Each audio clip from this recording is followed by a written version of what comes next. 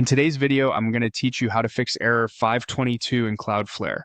Error 522 means Cloudflare tried to connect to your origin server but didn't get a timely response. In simple terms, visitors can reach Cloudflare, but Cloudflare can't complete the handshake with your server. The fastest way to pinpoint the cause is to use the Cloudflare dashboard to review traffic and security insights, then confirm that Cloudflare's own IP ranges are allowed on your origin. Start by signing into your Cloudflare dashboard. From there, head to your list of domains and select the site that's showing the 522 errors. It's important to work inside the affected zone so the data and settings you review match the problem you're seeing. Open analytics and logs to gather evidence first. Data tells you whether this is a brief blip, a regional issue, or a persistent pattern. In the HTTP traffic section, review the graphs and tables for the time frame when the errors occurred. Adjust the time range to zoom in on the incident window. Look for 522 status spikes. Note whether they align with specific paths, request methods, or data centers, and check if only a portion of traffic is affected. Patterns like sudden surges or traffic concentrated in one region can point to network congestion or rate limits upstream.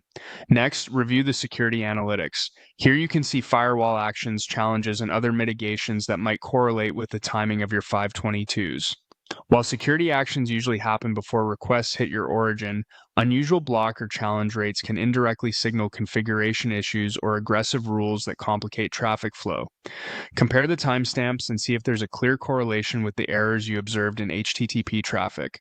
After you've reviewed the analytics, go to the security section for configuration checks. Open the security rules area and scan for rules that could unintentionally interfere with legitimate traffic. Pay attention to any broad blocks, country-based filters, or rate limits that may be stricter than intended. If a rule is supposed to protect a specific path, make sure its filter is precise and not catching general site traffic. Finally, confirm that Cloudflare IPs are whitelisted on your origin or at your hosting provider. This is crucial. If your server's firewall, intrusion prevention system, or hosting control panel is not explicitly allowing Cloudflare's published IP ranges, both IPv4 and IPv6, Cloudflare's connections can time out and trigger 522s. Use the official Cloudflare IP list, add allow rules as required, and save your changes. Once those IPs are allowed, you should see the 522s drop off in your analytics and your site respond normally again.